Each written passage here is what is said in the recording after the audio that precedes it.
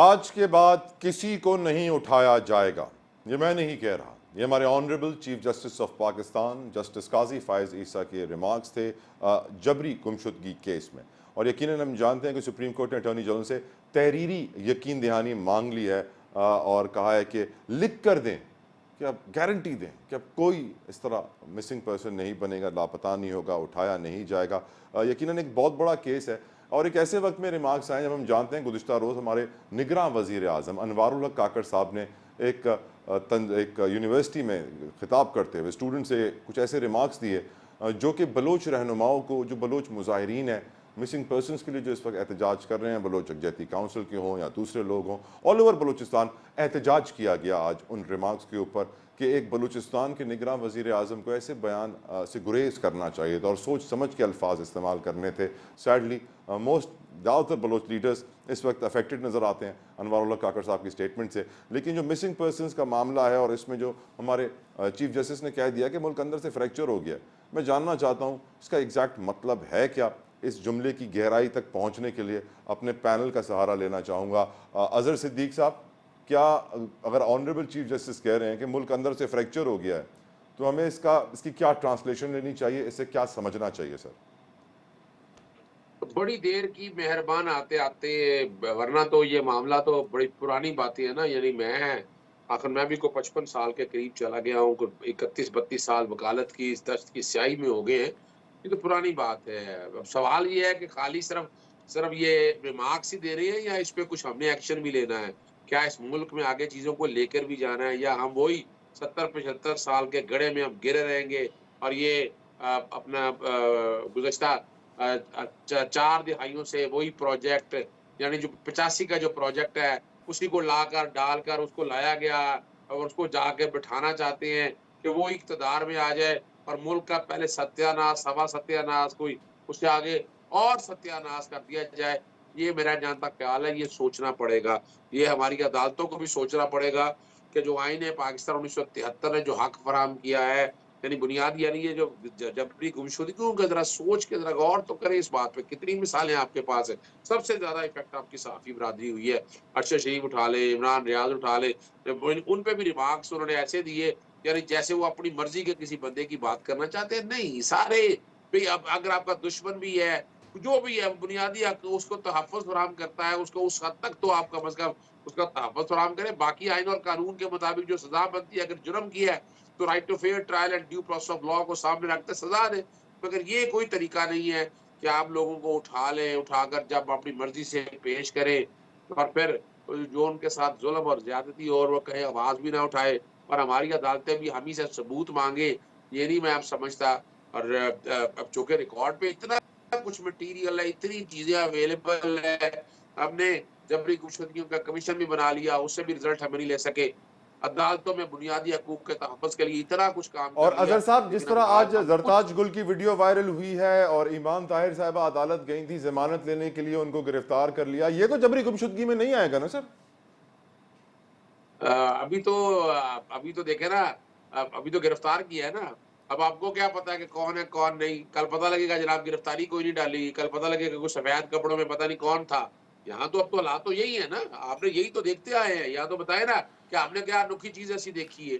ہم اپنی آنکھوں کے سامنے بہت کچھ ایسا دیکھ چلیں رہے ہیں اظہر جو صاحب، کل میں پتہ چل اسی رہا ہے. بات پہ حیران ہوں، ایسے حالات میں بھی آپ NA 122 پہ نواز شریف سے مقابلہ کریں گے؟ آگے چل کے میں تفصیل جواب لوں گا آپ سے، if you would allow me discussion آگے لے جاؤں. حافظ صاحب، جبری گمشدگی کا جو کیس ہے اور جو معاملہ ہے پاکستان میں، اسے آپ کی جماعت کیسے دیکھتی ہے اور آپ کی رائے اس پر کیا ہے؟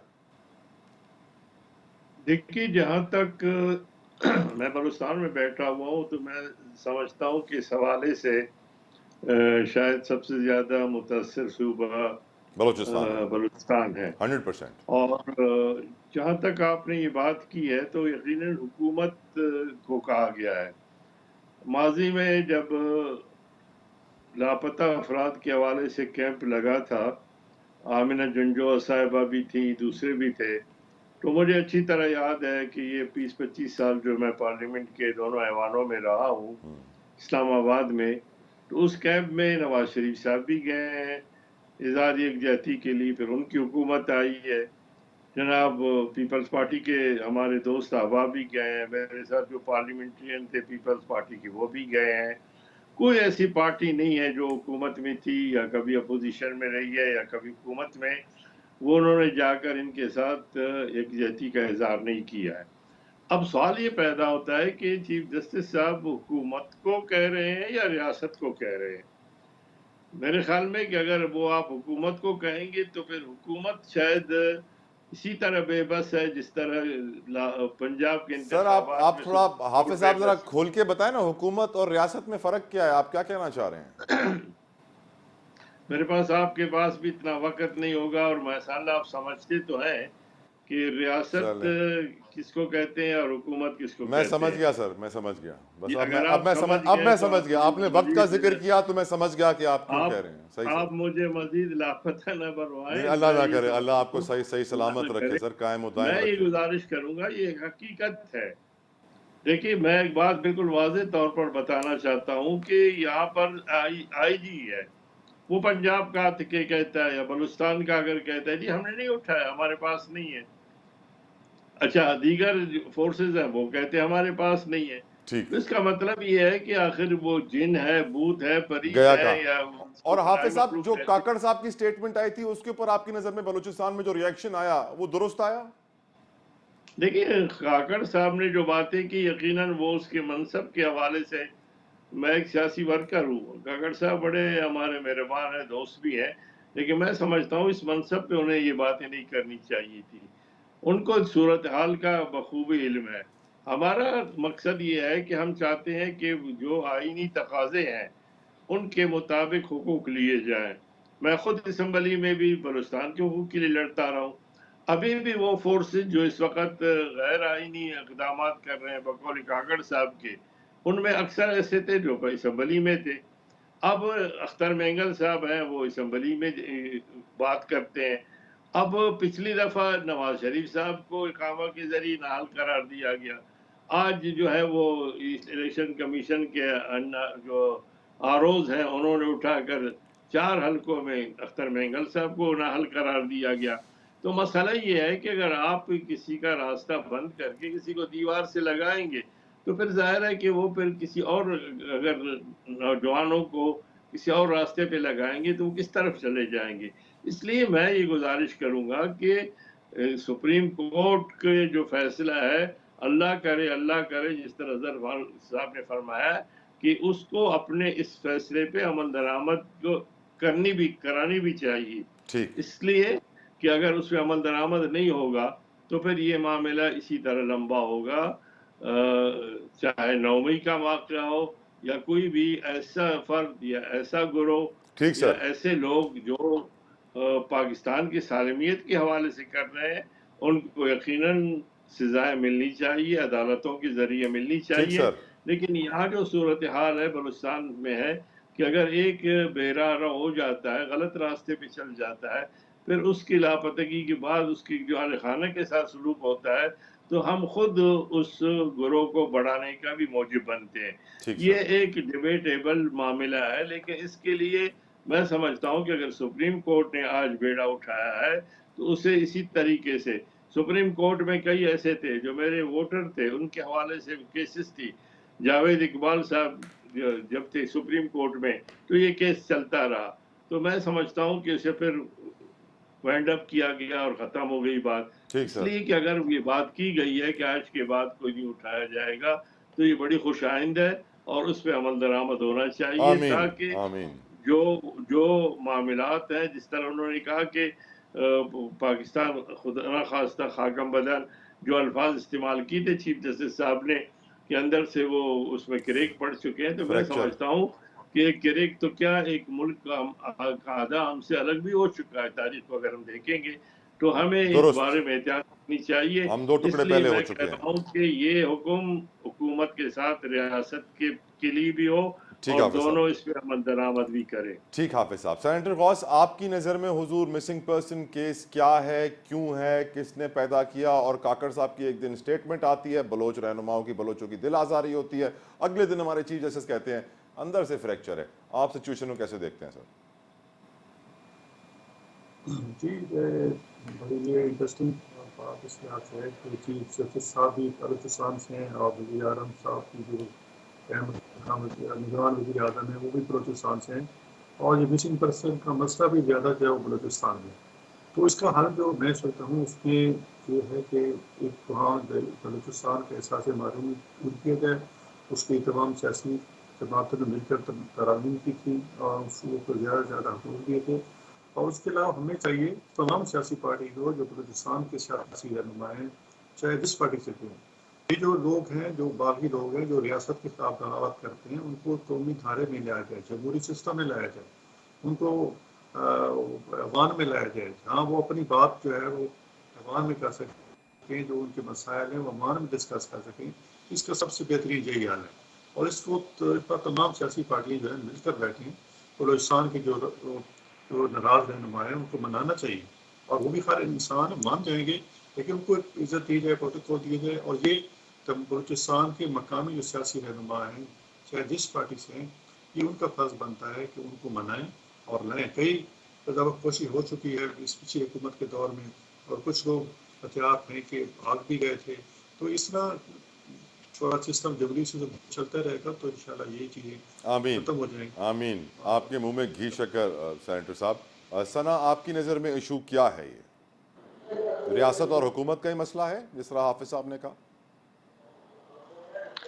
तो मेरा ख्याल है कि अपने अपने ओपिनियंस पॉलिटिकल पार्टीज तो दे रही हैं, लेकिन मेरा ख्याल है कि अगर हम खुलकर बात करें तो हम सबके पर जलते हैं, और इसमें गलती किसी एक सियासी जमात की नहीं है, बल्कि हर दौर में हर सियासी जमात की रही है। मेरे ख्याल में दाद के मुस्तहिक हैं सुप्रीम कोर्ट के चीफ जस्टिस साहब, क्योंकि जब ये आए थे उस वक्त इस केस का हवाला दिया जा रहा था और ये कहा जा रहा था कि पता नहीं वो इस केस को उठाएंगे नहीं उठाएंगे, पता नहीं वो उठाएंगे नहीं उठाएंगे, लेकिन बिल आखिर उन्होंने इस केस को टेकअप किया। इनसे पहले भी साबका चीफ जस्टिस करते रहे हैं, लेकिन उन केसेस का कोई हतमी नतीजा नहीं था। दूसरी बात ये कि इस केस में ना सिर्फ ये कि उन्होंने जो हमारे इंटरनल मसाइल हैं इसके ऊपर बात की है, बल्कि उन्होंने ये भी बात की है कि हर शख्स को आप लापता कंसिडर नहीं कर सकते, हर शख्स को आप जबरी गुमशुदगी में कंसिडर नहीं कर सकते हैं, बल्कि कुछ ऐसे भी लोग हैं जिन्होंने रियासत के साथ गलत किया, जो दहशतगर्दी या इस किस्म के दीगर अजाइम में मुलविस रहे, जो उन दहशतगर्दों के साथ लिंक रहे। तो इस चीज़ के ऊपर भी सवाल होना चाहिए कि आया वो उस कैटेगरी में फाल करते हैं या नहीं करते हैं, कि वाकई वो जबरी तौर पर गुमशुदा किए गए हैं। दूसरी बात यह कि इसमें मैं किसी इस्टेब्लिशमेंट की या सिक्योरिटी इदारों की साइड नहीं ले रही हूँ, लेकिन मेरा सवाल ये कि हमारे पुलिस के महकमे, हमारे तहकीकाती इदारे आखिर इतने कमज़ोर क्यों है कि दहशतगर्दों के नेटवर्क जब बन रहे होते हैं उस वक्त उनको कमज़ोर नहीं किया जाता, उस वक्त उनको तोड़ा नहीं जाता। जब वो हमारे सर पर सवार हो जाते हैं उसके बाद हम कहते हैं कि इन लोगों को उठा लिया जाए, उनसे लिंक लोगों को उठा लिया जाए और फिर उनसे इंक्वायरी की जाए। जब पहला सहाफ़ी इस्लामाबाद या पाकिस्तान में उठाया गया होगा, पाकिस्तान तहरीक इंसाफ के दौर की बात कर लेती हूँ ना, मैं बहुत पुरानी बात नहीं करती हूँ, उस वक्त ये क्वेश्चन रेज होना चाहिए था कि ऐसा नहीं होना चाहिए। आज बड़े बढ़ चढ़ कर बात की जाती है कि जी ऐसा नहीं होना चाहिए, लेकिन सवाल ये है कि उस वक्त ये हुकूमतें साथ दे रही होती हैं कि हाँ इस सहाफ़ी का मुंह बंद कर दो, इस सहाफ़ी को उठवा लो, इसको डंडे लगवा दो, जैसे वो इसको मतीउल्लाह उल्टा जान और लटकवा असद दो। तूर का जिक्र हुआ कि उनका नाम क्यों नहीं ले बिल्कुल, रहे हैं आप? इससे इमरान पहले रियाज का तो उससे नाम ले पहले रहे हैं। और हाँ, मैं वही बात कर रही हूँ ना कि ये हर सियासी जमात जब हुकूमत में आती है तो उस वक्त इनकी आंखें सर पर चली जाती हैं, उस वक्त इनको ये याद नहीं होता, क्योंकि इनको अपने मफाद में साफियों को चुप करवाना होता है। तो सवाल मेरा ये है कि हमें पहले ये देखना चाहिए कि हम अपनी तरजीहात को फोकस करते हैं सियासत में और इक़्तिदार में आने के बाद, या फिर हम मुल्क में और इंसानी हुकूक की तरजीहात की बात करते हैं। चीफ जस्टिस साहब के लिए मैं फिर यही कहूंगी, क्योंकि ये एक बहुत सेंसिटिव इशू है, इसमें सिक्योरिटी इदारों को, हुकूमत को और इंसानी हुकूक के जो इदारे हैं उनको एक पेज पर होना बहुत ज़रूरी है, और इसके लिए एक कानून साजी की ज़रूरत है कि आप किसी भी शोबे से ताल्लुक़ रखते हो, लेकिन ये लाइन आप क्रॉस कर सकते हैं और ये लाइन आप क्रॉस नहीं कर सकते। अभी आप भारत में चले जाएं, अभी आप अमेरिका में चले जाएं और अभी आप बरतानिया में चले जाएं, कौन सा इदारा है या कौन सी शख्सियत है जो स्टेट के खिलाफ बात कर सकती है? ये एक पहलू है।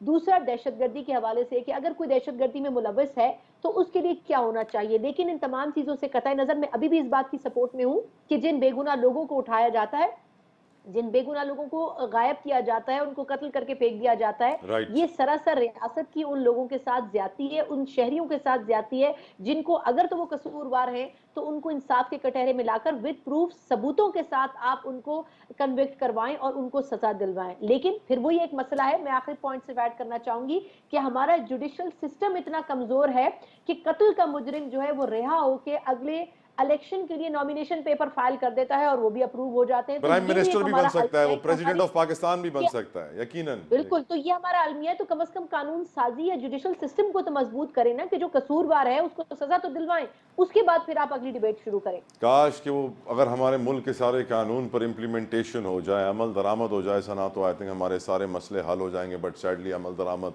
बहुत मुश्किल काम। ब्रेक लेते हैं, ब्रेक के बाद जिक्र होगा PTI का और साथ साथ उन लोगों का जो अपने नाम में सरदार लगाते हैं। ब्रेक लीजिए।